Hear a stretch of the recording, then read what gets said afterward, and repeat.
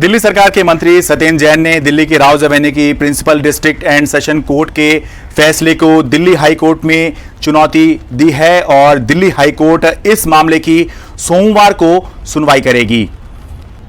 दरअसल आज ही दिल्ली की राउज एवेन्यू की principal district and session court ने एनफोर्समेंट डायरेक्टरेट यानी कि ईडी की उस याचिका को मंजूरी दी थी जिसमें मांग की गई थी कि सत्येंद्र जैन के खिलाफ जो मनी लॉन्ड्रिंग मामले में सुनवाई चल रही है उस मामले की सुनवाई मौजूदा जज की जगह किसी दूसरे जज की कोर्ट में उस सुनवाई को शिफ्ट किया जाए। इस याचिका को कोर्ट ने स्वीकार किया और अब इस मामले में सुनवाई गीतांजलि गोयल की जगह विकास ढुल करेंगे। अब इस मामले के पीछे की पूरी कहानी सुनिए। मामला यह है कि ईडी ने 30 मई को दिल्ली सरकार के मंत्री सत्येंद्र जैन को गिरफ्तार किया था। तो 30 मई से लेकर अभी तक सत्येंद्र जैन या तो हिरासत में हैं या जेल में हैं या फिर तबीयत खराब होने के चलते वो अस्पताल में रहे हैं, लेकिन कुल मिलाकर वो आजाद नहीं हैं। 30 मई के बाद से वो लगातार एक तरह से कैद में ही हैं। तो उनके ऊपर मनी लॉन्ड्रिंग का मामला चल रहा है। तो अगस्त के महीने में सत्येंद्र जैन ने जमानत याचिका लगाई थी और उस पर लगातार सुनवाई चल भी रही थी, लेकिन 15 सितंबर को ईडी ने ये याचिका दी कि जज को ये कहा कि हम इस मामले में ट्रांसफर एप्लीकेशन लगा रहे हैं, यानी कि जज बदलने के लिए वो याचिका लगा रहे हैं, इसलिए आगे इस मामले को ना सुना जाए। तो उसके बाद में ये क्योंकि याचिका थी तो इस याचिका पर ही जो है सुनवाई होकर अब फैसला आया है।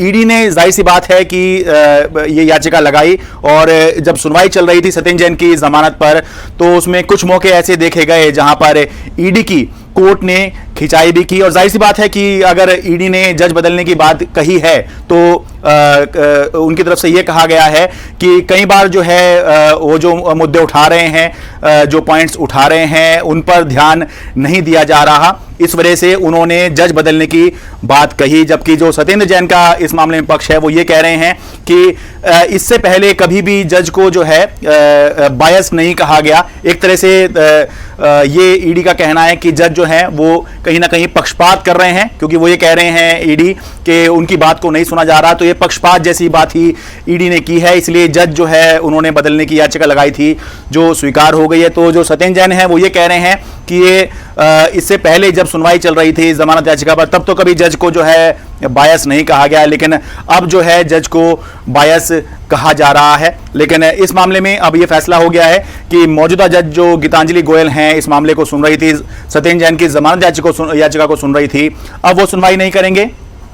विकास ढुल जो हैं वो इस मामले की सुनवाई करेंगे। लेकिन ये बताना भी जरूरी है कि जिस जज की कोर्ट से मामले को दूसरी जगह शिफ्ट कराया गया है, इससे पहले इन्हीं जज की कोर्ट में सत्येंद्र जैन ने जब जमानत याचिका इसी मामले के अंदर लगाई थी तो तब वो जमानत याचिका खारिज हो गई थी। इसके बाद जब चार्जशीट दाखिल हुई तब सत्येंद्र जैन ने फिर से जमानत याचिका लगाई और उसके ऊपर काफी सुनवाई भी हो चुकी थी। लेकिन लगभग महीने भर की ये मान के चलें कि जब सुनवाई हो चुकी थी उसके बाद ईडी ने जो है कोर्ट बदलने के लिए या जज बदलने के लिए याचिका लगाई जो स्वीकार हो गई है।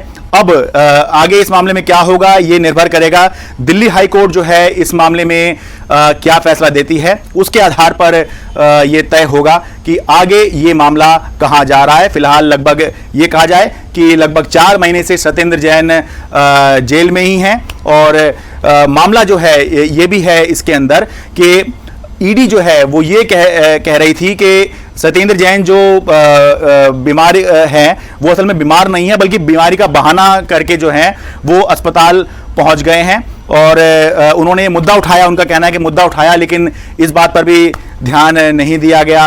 और ये भी उनकी तरफ से कहा गया कि जो इन्वेस्टिगेशन ऑफिसर है इस मामले के अंदर वो जब अस्पताल गए तो वहां पर उन्होंने देखा कि जो देखा उसके मुताबिक सत्येंद्र जैन जो है बीमार नहीं हैं।